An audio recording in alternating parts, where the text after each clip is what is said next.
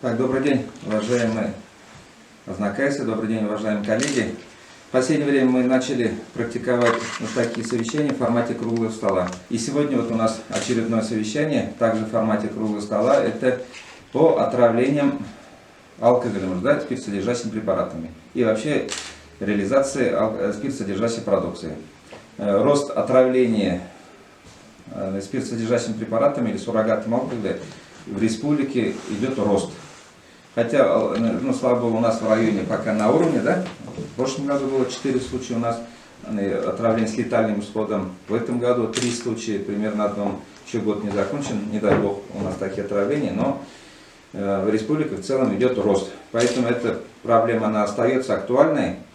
И мы сегодня пригласили на совещание, давайте я сейчас познакомлю вас всех, это участники сегодняшнего круглого стола. Это Давлетшин, здесь Руслан Устамович, это у нас управляющий делами райисполкома, у нас он в том числе курирует этот вопрос, да? Шакиров, и, с другой стороны, Шакиров Ильдар Халилович, тоже помощник главы по взаимодействию с правоохранительными органами, тоже совместно с Русланом Устамовичем, они в том числе эти вопросы курируют, тем более Ильдар Халилович, он имеет опыт работы. Как Марданов Лясян Рашатовна, да, главный специалист нашего отдела экономики, это наш коллега. Лариса Маркеловна, начальник этого отдела экономики, промышленности и торговли. Мурзина Лилия Расифовна, она у нас главный специалист Альметьевского территориального органа госалкогольинспекции. Лутфуллин Аяз Айдарович, оперуполномоченный отдела экономической безопасности и противодействия коррупции, младший лейтенант полиции. И Хусаинова Энджига Аязовна, врач-психиатр, нарколог Азнакайской ЦРБ. Ну и наши средства массовой информации. На самом деле вопрос очень серьезный. Мы не первый раз проводим такие совещания, и в том числе и в формате круглого стола. И не случайно мы выбрали эту дату, потому что впереди большие праздники, и вот у нас как опыт последних лет уже вообще показывает, что, к сожалению, происходят предновогодние праздники, и особенно каникулы после Нового года, это у нас длительные каникулы, там происходит очень много отравлений. И очень много людей попадают в больницы, и нередко случаи отравления с летальным исходом. И, к сожалению, и рост нарушений именно вот. И наши, вот, кто реализует спиртсодержащие препараты, тоже, к сожалению, нарушают, именно больше нарушают в этот период. Поэтому мы и решили сегодня обратиться к гражданам и уже нашим надзорным органам, чтобы они тоже активизировали свою деятельность. Послушаем выступления наших коллег. Значит, предварительные итоги за 2022 год о деятельности Альметьевского территориального органа госалкогольинспекции в Азнакайском муниципальном районе Мурзина Лилия Расифовна, старший специалист. Значит, пожалуйста, вам слово. Здравствуйте, уважаемые телезрители. По состоянию на 1 декабря на территории Азнакайского муниципального района розничную продажу алкогольной продукции осуществляет 28 организаций, 124 торговых объектов. В городе 72, население 52, что составляет 102% по сравнению с аналогичным периодом прошлого года. Розничную продажу пива и пивных напитков осуществляет 30 организаций и 57 индивидуальных предпринимателей 132 торговых объектов. Предприятиями розничной торговли за 11 месяцев продано населению 72 тысячи тонн алкогольных изделий, или 102% к 2021 году.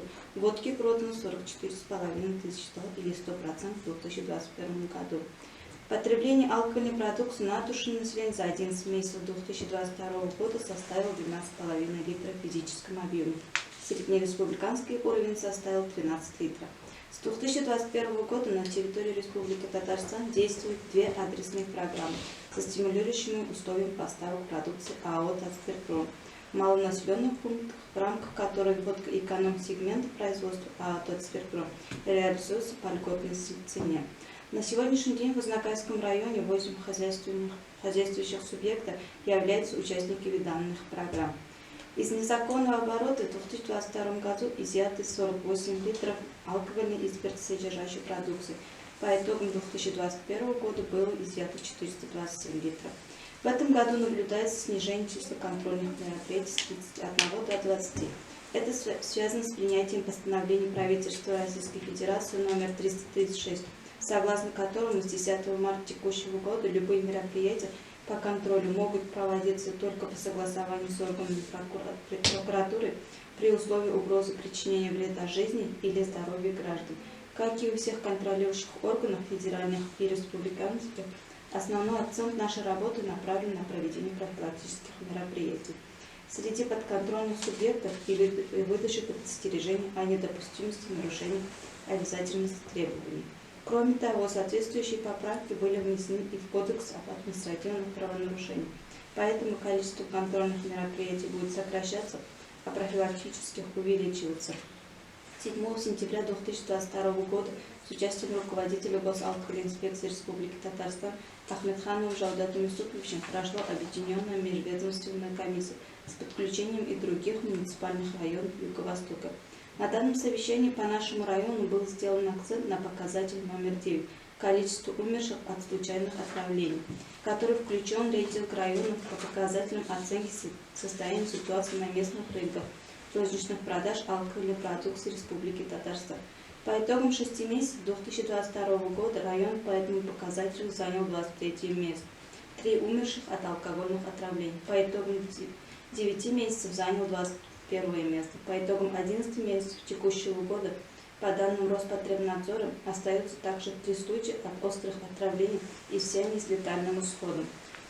Несмотря на введение ограничений по контрольно-надзорным мероприятиям, совместная работа с отделом МВД по Азнакаевскому району ведется на постоянной основе. Например, в преддверии новогодних мероприятий у нас запланировано провести контрольные мероприятия в объектах общественного питания. Спасибо, Эльвира Цыховна. У нас за последние несколько лет продажа же она упала, да, количество. В целом, она как бы в целом по району и в республике это реализация вообще продажи через наши торговые объекты снизилась же, да? Но как бы можно было обрадоваться, да, что у нас, да, может быть, люди меньше начали пить, но, к сожалению, это не так. Мы же все прекрасно понимаем, если продажа через торговые сети уменьшилась, но при этом увеличилась торговля спиртсодержащие препараты нелегальные, да?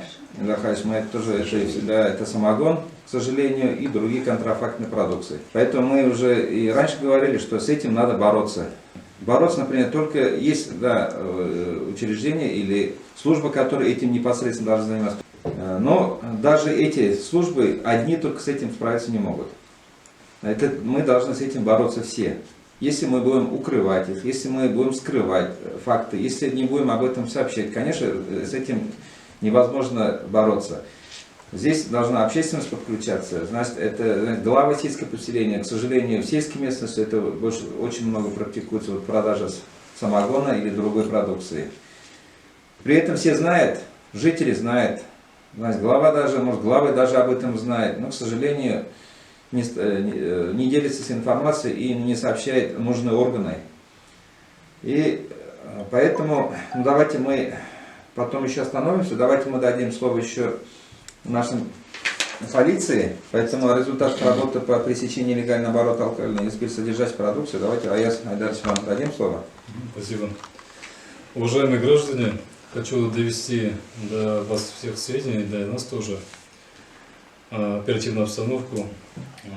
Хочу сказать, что сотрудниками отдела МВД России по Азнакаевскому району продолжается проводиться работа и принимаются меры по привлечению к ответственности физических и юридических лиц, хранящих, переводящих и реализовывающих фальсифицированную алкогольную продукцию, а также реализующих алкогольную продукцию соответствующих документов. На отчетный период 21 декабря 2022 года сотрудниками отдела МВД России по Азнакаевскому району проведено 147 проверок торговых точек, автотранспорта, гаражных кооперативов, складов. Аналогичные правонарушения предыдущего года в количестве 201. Проверки проведены в том числе с участием представителей администрации Азнакаевского муниципального района, а также специалиста территориального органа госалкогольной инспекции Республики Татарстан. Из нелегального оборота изъято 60 литров алкогольной и спиртсодержащей продукции, а в аналогичные правонарушения предыдущих годов 201,48 литров.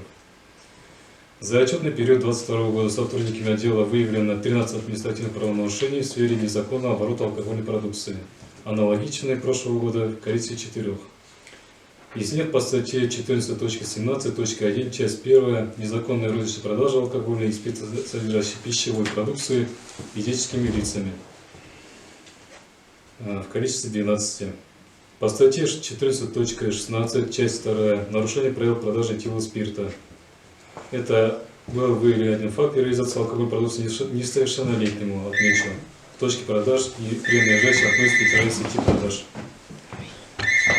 За отчетный период времени 2022 года в отделе МВД России по Азнакамскому району в настоящий момент возбуждено одно уголовное дело по статье 171.4 «Незаконная розничная продажа алкоголя и спирта, содержащей пищевой продукции».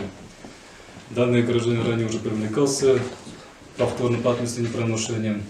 На третий раз уже было возбуждено уголовное дело. Уполномоченный полиции прошу о таких лицах. Спасибо. Айзат Айдарович, у меня несколько вопросов. Во-первых, есть информация, что, достоверная информация, что таксисты реализуют. Да, ночное время. Таксисты. Как с этим бороться? И вот что вы могли бы порекомендовать нашим гражданам? Если наверное, сообщать, да, в первую очередь, если такие факты есть, надо, наверное, конечно, сообщить звоните номер машины. по 02, сообщайте о правонарушителе, что такой-то человек на такой-то автомашине по такому-то адресу продает алкоголь. Ну да, уважаемые ознакомцы, вот я хотел бы обратиться, во-первых, понятно, что это они нарушают закон. После 22 часов, да, уже реализация спиртосодержащей продукции запрещается, это в торговых сетях. Поэтому граждане злоупотребляют, они заказывают через таксистов. Таксисты нарушают. Да, как правило, они продают за очень дорого. Да, во-первых, они продают очень дорого, и во-вторых, еще сомнительного качества, да. Тут непонятно, нет гарантии никакой, что они там нормально водку продают или спиртосодержащие.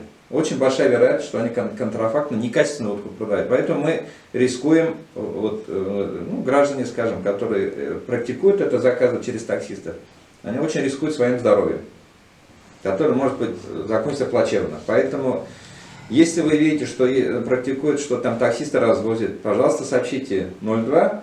Там не обязательно там представляться, там можно анонимно, да? Телефон доверия. Телефон доверия есть. Вот даже, есть телефоны, я же говорил, что у нас надзорная, это полиция, непосредственно в их функциональные обязанности входит тоже контроль за реализацией. Это госалкоинспекция и Роспотребнадзор. Телефоны, наверное, мы через это дадим, да, телевидение. Есть 70507, это госалкоинспекция, да? 70230, это МВД, да? Отдел МВД. Да, отдел ОБ. Ваш телефон. Мы, наверное, зрители... 73087, дежурная часть. 730 87. 87 еще. Телефон доверия. Поэтому необходимо, и не только про таксистов, вообще, если вы видите, что продают там контрафактные, у нас же вот эти контрафактные, нелегальные завозят, кроме самогона, еще завозят с разных регионов, да, с Оренбургской области, из Казахстана, со стран Башкирии завозят, да, находилось. Поэтому с этим мы тоже боремся, совместно рейды делаем, большую работу полиция делает, вот эти маршруты, они выявляют маршруты, останавливают это, да, у нас очень много было уже случаев, фактов, когда мы целые фуры задерживали, да, все это, когда задерживается фура, все это конфискуется, все это уничтожается, да, у нас же были практики, там тысячи литров бутылки были, мы выявляли в свое время, еще Ильдар ходился, я помню, потом это, значит, все целую фуру мы прямо раздавливали бульдозерами, да, все это комиссионно уничтожали. Здесь еще маркировка, допустим, было изъято большое количество Хеннесси, и, соответственно, мы выставляли на правообладателя данной, так скажем, и они уже дают общий ущерб от этой маркировки, то, что они используют. То есть там и сумма ущерба они выставляют, фирмы очень большие, и, соответственно, это все в рамках уже уголовного дела, они должны будут все компенсировать и возмещать. Это достаточно серьезные суммы большие. Здесь, конечно, надо обращать особое внимание.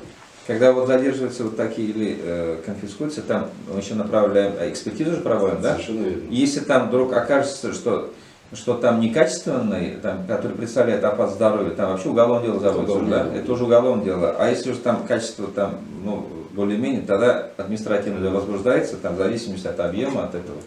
Такие у нас были случаи, поэтому мы, и служба не дремлет, в любом случае, рано или поздно все равно их поймают, такие каналы, все равно их остановят. Поэтому, если у вас тоже, уважаемые зрители, есть, есть информация, то, что там каналы, маршруты известны, пожалуйста, тоже просим сообщить полицию. Тем самым мы спасем жизни и наших да, наших граждан, наших коллег. Так, и мы сказали, что вначале, что у нас были, к сожалению, отравления, они есть, и, к сожалению, есть отравление с летальным исходом, да? Только официально у нас с летальным исходом по району это 3 случая, к сожалению. И здесь чаще всего это чрезмерное употребление этилового спирта. Метиловый спирт это по-другому технический спирт, он присутствует в различных омыватели стекла, там, антифриз, всякие различные, они там могут присутствовать. 3 случая у нас было за 22 год. Это гражданин, житель поселка Актюбинский, 61 года рождения, ему 61 года рождения, 61 год. 2 жителя города Азнакаева, 79 года рождения и 54 года рождения. И вот если по социальному статусу, один из вот пенсионер, как вы сказали, да, 68 лет, и 2 безработных. И они, к сожалению, и на учете у нарколога не состояли. Да, по источнику отравления, вот 2 случая отравления, это этиловым спиртом, это передозировка, это выпили в очень большом количестве дозировки. И вот 1 случай как раз метанолом, это употребление стеклоомывающей жидкости. Когда любое отравление, всю информацию автоматически передается в полицию, полиция уже проводит расследование. Значит, выезжает по месту, где происходило распитие, значит, опрашивает всех свидетелей, метанол или метиловый спирт, тогда уже тоже опять возбуждает уголовное дело. Значит, кто приобретал, кто реализовал, да?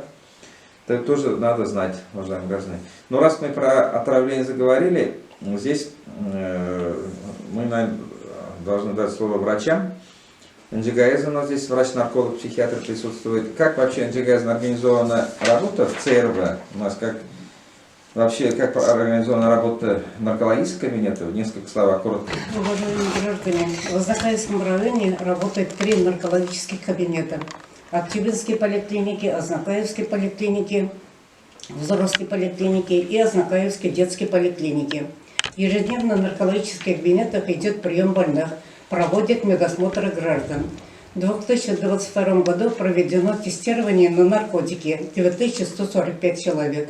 Из них получение водительского удостоверения 965 человек, медосмотры, которые устраиваются на работу 1065 человек, медосмотры при поступлении в учебное заведение 74, по требованию 41 человек. В школах с разрешения родителей проведено 251 тестирование на наличие наркотиков в моче. Еженедельно проводится день открытых дверей, беседа о здоровом образе жизни, выезды врачей в сельские населенные пункты с целью выявления граждан, злоупотребляющих алкоголем, и для дальнейшего консультирования, лечения, а также для беседы с диспансерными больными. Проводятся лекции, беседы в школах, колледжах, организациях. И каждый, любой человек может прийти в наркологический кабинет, проконсультироваться. Наркологический кабинет активно взаимодействует с обществом анонимные алкоголики, анонимные наркоманы. На диспансерном учете с алкоголизмом состоит по Азнакаевскому району 199 человек, из них 52 женщины. В 2022 году взято 14 мужчин, 5 женщин, снято 10 мужчин и 6 женщин. На диспансерном учете с наркоманией состоят 50 человек, из них 6 женщин. В этом году взято 10 мужчин. На диспансерном учете токсикомании у нас по району никого нет.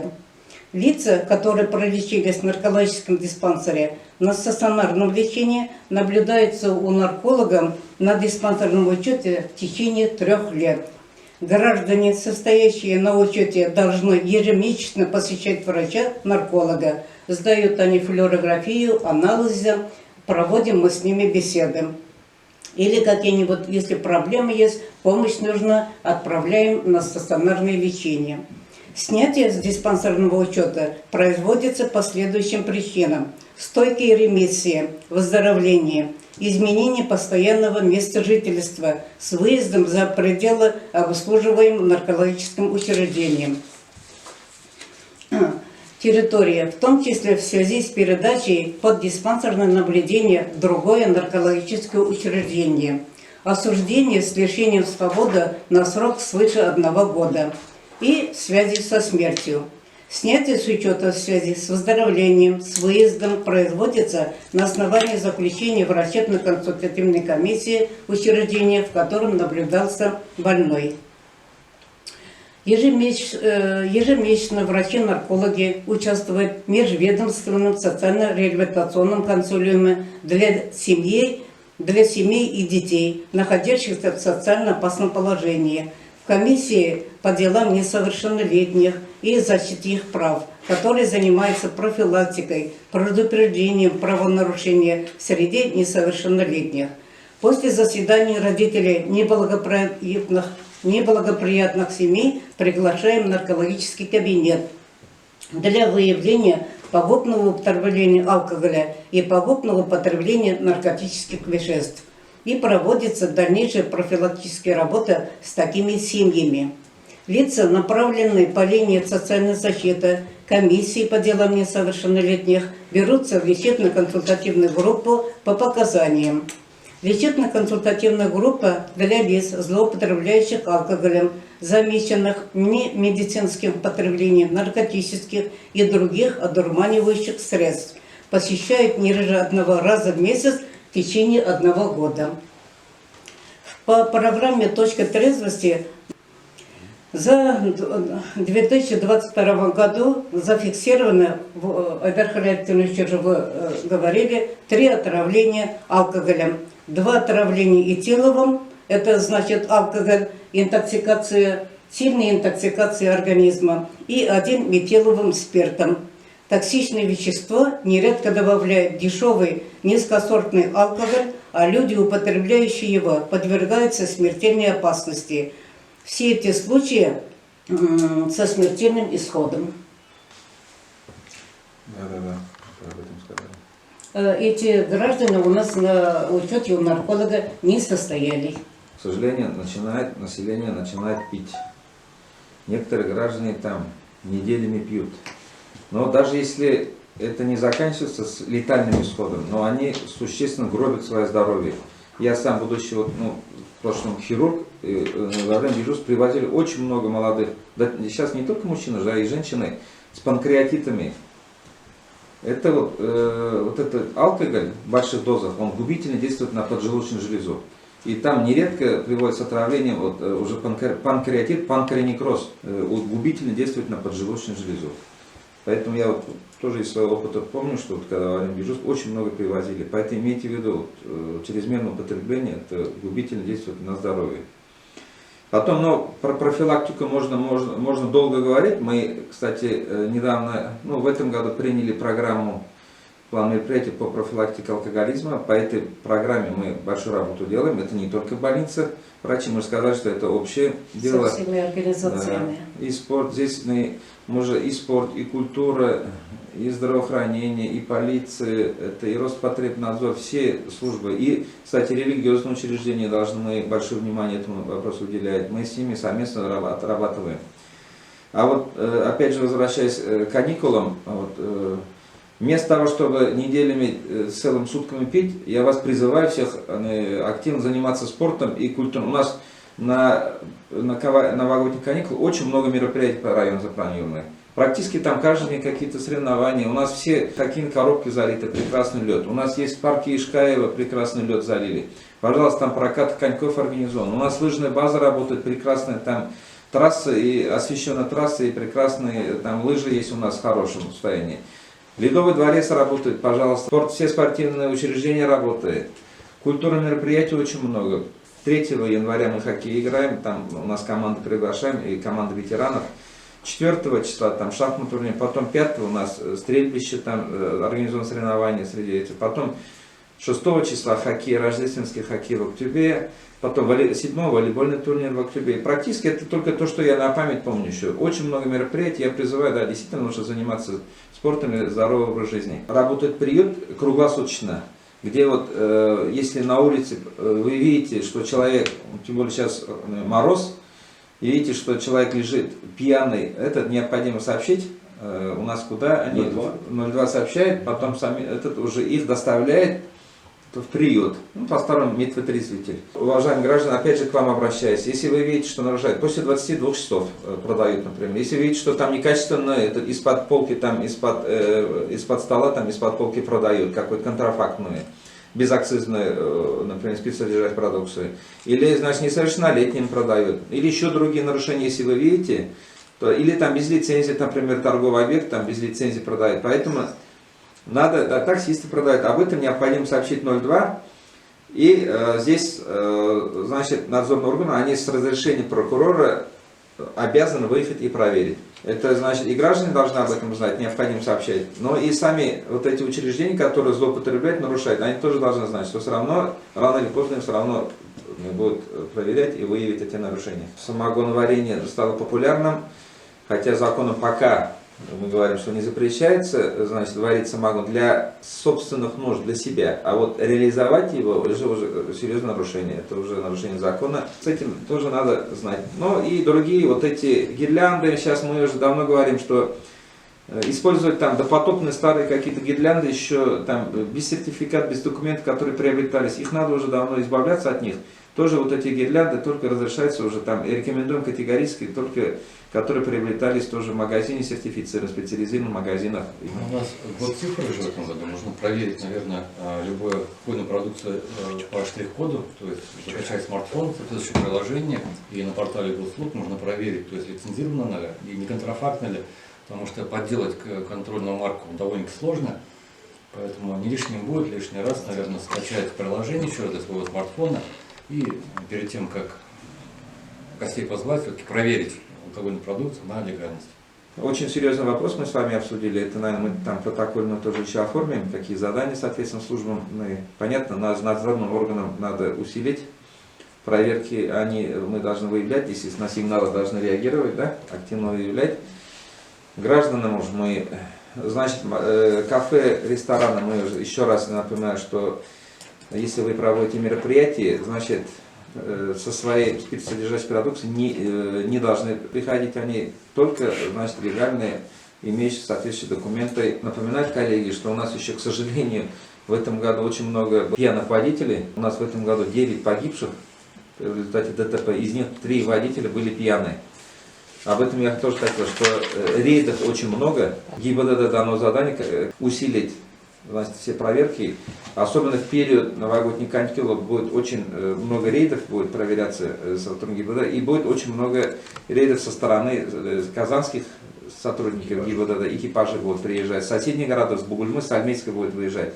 То есть практически день и ночь, независимо день и ночь. И не только в городе, а то у нас некоторые думают, сельские жители, да, до деревни не доедут. И в сельской местности, вот уже опыт там 2 недели назад показал, что они и выезжают в сельские местности. Поэтому об этом тоже думайте. Значит, если поймают пьяным за рулем, даже не обязательно, что ты пьяный, а остаточный, утром еще, запахом, то это автоматически уже там 100% это решение водительского удостоверения, это на 1,5-2 года. Второй, очень большие штрафы. Считайте, это семья, особенно если это водителем еще работает, семья останется без работы, кормились останется без работы. Все-таки надо вести здоровый образ жизни, больше заниматься спортом, культурные мероприятия больше посещать. Сейчас модно заниматься спортом, вести здоровый образ жизни. Это больше приветствуется. Поэтому давайте всех с наступающим Новым годом. Пускай 23-й год принесет удачи, здоровья, счастья нам всем, нам и нашему району. Спасибо коллегам за участие.